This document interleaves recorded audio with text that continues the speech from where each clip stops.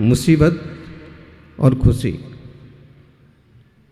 मुसीबत और खुशी बिना किसी अपॉइंटमेंट के आ जाती है, इसलिए अपने आप को इतना तैयार रखें कि मुसीबत के समय होश बना रहे, मुसीबत के समय होश बना रहे और खुशियों के समय जोश बना रहे। प्रसन्न व्यक्ति खुद का मूल्यांकन करता है, अंतरात्मा व्यक्ति खुद का मूल्यांकन करता है और दुखी व्यक्ति औरों का मूल्यांकन करता है। बहिरात्मा व्यक्ति औरों का मूल्यांकन करता है। अक्सर कर आप देखिएगा, बहुत सारे लोग होते हैं जो औरों की स्क्रिप्ट लिखते रहते हैं, औरों की कहानियां लिखते रहते हैं। वह ऐसा है, वह ऐसा है, वह ऐसा है, वह ऐसा है, उसने ऐसा किया इसलिए ऐसा हो गया, उसने ऐसा किया इसलिए। दुनिया में मेरा सबसे बड़ा दुश्मन है तो वो है, अगर उसने ऐसा ना किया होता तो आज मैं कहीं से कहीं होता। और इस तरह से उसको ऐसा करना चाहिए था, उसको ऐसे ही करना चाहिए था, अगर उसने ऐसा किया होता तो मेरा भी भला हो जाता। और दूसरों की कहानियां गढ़ता रहता, जबकि वो हमारे ऊपर नहीं है निर्भर, उसकी कहानियां उसके ऊपर निर्भर है। महावीर स्वामी कहते हैं, तुम्हारे कर्म के कर्ता धर्ता तुम हो, तुम्हारे पुण्य पाप के कर्ता धर्ता और भोक्ता भी तुम हो। यहां तक कि कोई भगवान भी उसमें आड़ लगाने वाला नहीं है, हेल्प करने वाला नहीं है। तो दूसरों की कहानी लिखने की बजाय आप अपनी स्क्रिप्ट तैयार कीजिए। आप क्या हैं, आप कैसे होना चाहते हैं, आप कैसे बनना चाहते हैं। As you think so you become. जैसा आप सोचते हैं वैसा आप बनते हैं। कल गर्भ संस्कार पर एक बड़े डॉक्टर बड़ा व्याख्यान दे रहे थे, काफी अच्छे से उन्होंने समझाया। 80% वही बातें जो प्रायः गर्भ कल्याणक के अवसर पर हमारे मंच से होती हैं, और कुछ वैज्ञानिक तथ्य उसमें देखें तो गुरु के आशीर्वाद का भी फल होता है, मां के परिणामों का भी फल होता है, यहां तक कि विचारों का भी फल होता है, असर पड़ता है। हम क्या सोचते हैं कि हम केवल मुंह से खाते हैं। ये तो बात सही है, सभी लोग मुंह से ही खाते हैं, लेकिन प्रज्ञावान लोग कहते हैं कि भोजन भले हम केवल मुंह से खाते हैं, लेकिन हम कानों से भी खाते हैं। जैसे शब्द हम सुनते हैं, हमारा मन वैसे होने लगता है। म्यूजिशियन म्यूजिक बजा रहे थे, जितना अच्छा टोन आता उतने ढंग से आप डोलने लगते, जितना अच्छा गान होता उतना अच्छा गीत हो रहा था, बढ़िया आप सुन रहे थे, मस्त हो गए।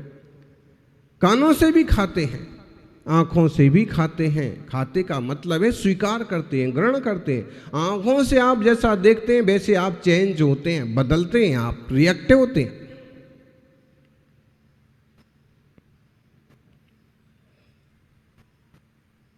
यहां तक कि चित्त से भी आप ग्रहण करते हैं। मतलब है कि भोजन तो प्रभावशाली होता ही है, जैसा खाओ अन्न वैसा हो मन। ये बात तो सही है, जैसा पियो पानी वैसी होए बानी, ये बात भी सही है। लेकिन जितनी सही ये बात है उतनी सही ये भी बात है कि व्यक्ति के विचार, व्यक्ति की सोच, व्यक्ति का श्रवण, व्यक्ति का दर्शन भी उसके निर्माण में बहुत बड़ी भूमिका निभाता है। और यदि कोई गर्भस्थ माँ वो भी अपनी संतान का श्रेष्ठतम निर्माण करना चाहती है, तो इन सारे संसाधनों को अगर संभाल लिया जाए, सबका सदुपयोग किया जाए, तो श्रेष्ठ संतति की उपलब्धि होगी। वरना जैसे क्लेश में आप रहेंगे वैसे ही क्लेश वाले बच्चे पैदा हो जाएंगे। कई बार तो माँ के गलत सोच से, गलत विचार से, गलत माहौल से संतान भी अपंग पैदा हो जाते हैं। कल जिस अपार्टमेंट में आहार को जाना हुआ, वहां पर 2 बच्चे थे उनके। हो सकता है उनके अपने पाप कर्म के उदय होंगे, उनके अपना आसाता का उदय होगा, लेकिन माता पिता परिवार की भी एक बड़ी भूमिका होती है। फिर गर्भ के बाद जन्म के समय डॉक्टर्स की भी बहुत बड़ी भूमिका होती है, किस ढंग से वो संभाल करके संतान का जन्म हो रहा है, या किस ढंग से उनको चोट लग रही है या बचाव हो रहा है, उसका भी जबरदस्त असर होता है। तो कोई भी जीव इंसान के चोले तक बड़ी मुश्किल से पहुंच पाता है। गर्भ तक पहुंचना, गर्भ में बने रहना,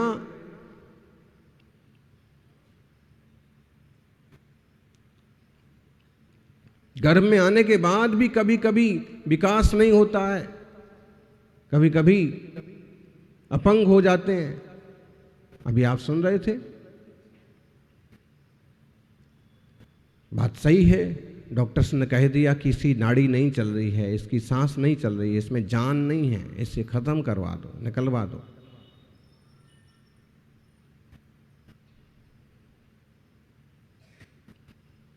फिर हमने कहा कि थोड़ा और धैर्य रखिए, थोड़ा और देख लीजिए। फिर उसके बाद 6 महीने के बाद पॉजिटिव रिपोर्ट आने लगी।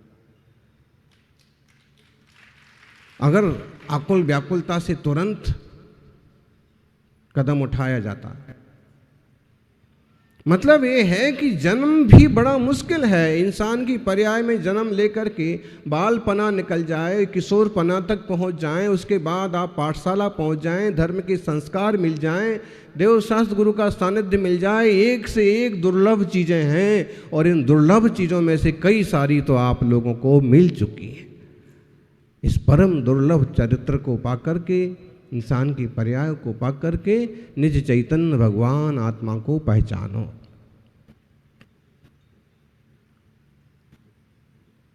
समाधि तंत्र में निरंतर अंतरात्मा, बहिरात्मा, परमात्मा की चर्चा चल रही है, और वो परमात्मा आत्मा ही परमात्मा होता है। त्यक्तैव बहिरात्मानम अंतरात्म विवस्थिता भावेत परमात्मानम सर्व संकल्प वर्जितम। 27वें श्लोक में पूज्यपाद स्वामी कहते हैं, अहो ज्ञानी, इतनी दुर्लभता से तुमने यह तन पा लिया है, चित्त तुम्हारे पास है, चैतन्य स्वरूपी तुम हो, अब ऐसे विचार करो, त्यक्तैव बहिरात्मानम, बहिरात्म बुद्धि का त्याग करो, देह में आत्मा की मान्यता का त्याग करो, क्योंकि आत्मा तो पहले था, देह की रचना माँ के पेट में हुई, और वह देह लेकर के आप तुम्हारा जन्म इस धरती पर हुआ। देह और आत्मा दोनों एक नहीं हैं, दोनों एक बने हैं, हो गए हैं। त्यक्तैव बहिरात्मानम अंतरात्म व्यवस्थिता, बहिरात्म बुद्धि का त्याग करो और अंतरात्म स्वरूप में व्यवस्थित हो जाओ। अंतरात्म स्वरूप में मैं चैतन्य घन भगवान आत्मा हूं। मोह को छोड़ो, भावेत परमात्मानम, परमात्मा तत्व की भावना करो, सर्व संकल्प वर्जितम, जो सारे संकल्पों से रहित है, सारे संकल्पों से रहित हो करके परमात्मा तत्व की भावना करो। ये बेटे के रूप में जन्मा, ये भी एक कर्म का उदय है। ये बेटी की रूप में जन्मा, ये भी एक कर्म का उदय है। एक कन्या है, एक कन्हैया है, कोई छोटा है, कोई बड़ा है, कोई सांवला है, कोई गोरा है, ये सब विभिन्न प्रकार की नाम प्रकृतियों के उदय हैं।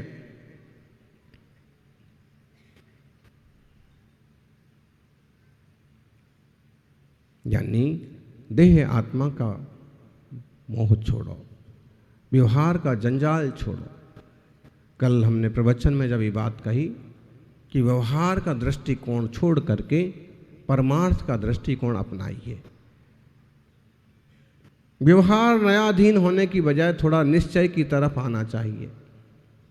तो संध्या को एक सुश्रावक ने प्रश्न किया, महाराज जी, किसी के यहाँ जन्म होता है तो जाना पड़ता है, मरण होता है तो जाना पड़ता है, टीए में जाना पड़ता है, बेटे बहुओं के रिश्ते निभाना पड़ते हैं। व्यवहार ही तो लगा है श्रावक का। गृहस्थ व्यवहार से कैसे बच सकता है? व्यवहार कब छूटेगा?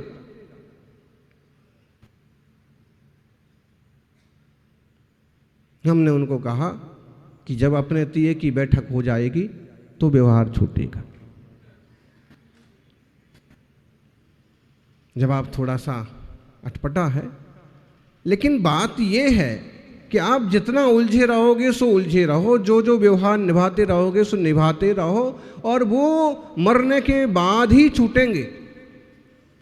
और अगर उसके पहले हम थोड़े विवेकवान बन गए, थोड़े प्रज्ञाशील बन गए, और जितना आवश्यक है, जितना अनिवार्य है, जितने जिम्मेदारी है, सिर्फ उतना निभाओ और अपने से अपना मतलब रखो। ऐसा नहीं है कि सम्यक दृष्टि जीव व्यवहार नहीं निभाता है, वो भी व्यवहार निभाता है, लेकिन उसे पता है कि व्यवहार व्यवहार है, निश्चय निश्चय है। करणीय कर्म तो यही है कि हम स्वरूप में लीन हों, सहज शांत आत्मा स्वरूप का अनुभव करते हुए पल भर को बैठें। करने योग्य तो यही है, लेकिन क्या करें? सम्यक दृष्टि जीव की दशा ऐसे कहते हैं कि पुलिस के द्वारा पकड़े हुए चोर की तरह होती है। चोर जेल में जाना तो नहीं चाहता है, मार खाना तो नहीं चाहता है, लेकिन फिर भी वो पकड़ा गया है, बांधा गया है तो जाता है, रहता है, वहाँ के लायक व्यवहार करता है। ऐसे ही जो विवेकवान वेद विज्ञानी जीव हैं, यानी वो गृहस्थी के सब कर्म करते हैं, करने लायक कर्तव्य सब निभाते हैं, लेकिन चित्त में यही रहता है कि इस जेल से कब छूटे। कोई चोर तो ऐसे होते हैं, चोर कहो, दोष करने वाले कहो, वो ऐसे होते हैं कि दीवार फांद के पुलिस वालों को धक्का दे के भग जाते। अगर आप पावरफुल हैं तो कर्म के उदय रूप पुलिस वालों को धक्का दे करके भाग लो, लेकिन अगर नहीं भाग सकते हैं तो उस भूमिका के हिसाब से जो कुछ करना पड़ता है वो तो करना पड़ेगा। फिर भी बहिरात्म बुद्धि का त्याग तो हो गया। जेल में रहना कोई खुशी की बात नहीं है, ऐसे ही गृहस्थी के जंजाल में ही पड़े रहना भी कोई खुशी की बात नहीं है। लेकिन निर्णय तो हो, एक बार विचार तो निश्चित हो, भले ना छूटे, भले आजीवन कारावास हो, लेकिन उसे अच्छा तो मत मानो।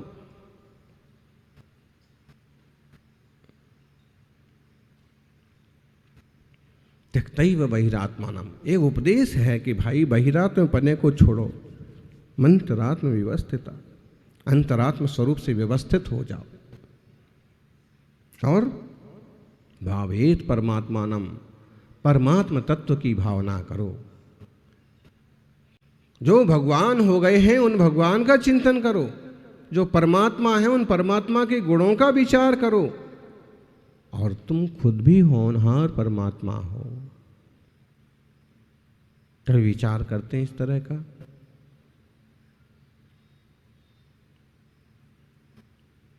तुम सर्वशक्तिमान हो,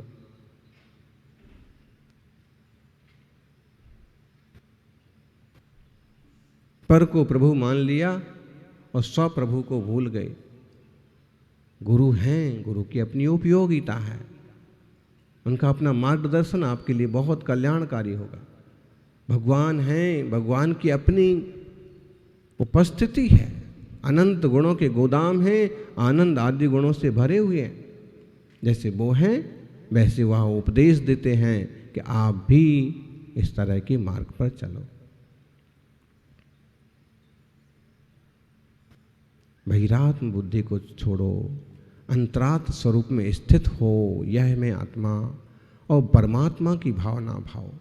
लेकिन भूले हुए हैं, हम तो समझते हैं कि भगवान कोई और हैं, कोई दूसरे हैं, और भगवान बनाते हैं, भगवान मिटाते हैं। कल जो चर्चा हुई डॉक्टर साहब अच्छे ज्ञानी भी थे, विज्ञान को भी मानते थे, लेकिन जो ये कर्तावाद की मान्यता है, और जैसे बहुत लोगों की है कि भगवान ने बनाया है, भगवान ने हमें भेजा है, तो कह रहे थे कि इस संसार की रचना भगवान ने इसलिए की ताकि एक अच्छी दुनिया की रचना हो, ताकि प्रकृति मुस्कुराए, ताकि फूल खिले, ताकि सब कुछ हो। क्या करें? जब ये सब कुछ अच्छे के लिए करा था तो यहाँ नदियां बह रही थीं, अब नाले क्यों बह रहे हैं? फूल खिलने की वजह सब तरफ कंक्रीट के जंगल क्यों खड़े हो गए? कोई सुखी और कोई दुखी क्यों है? इसका मतलब भगवान है। भगवान होने के बाद भी वो कुछ करते धरते नहीं हैं, अपितु प्रत्येक आत्मा अपने सुख और दुख, अपने पुण्य और पाप का फल भोगता है। जैसे तुमने करे वैसे तुम भोगते हो। भगवत गीता का श्लोक बहुत अच्छा है।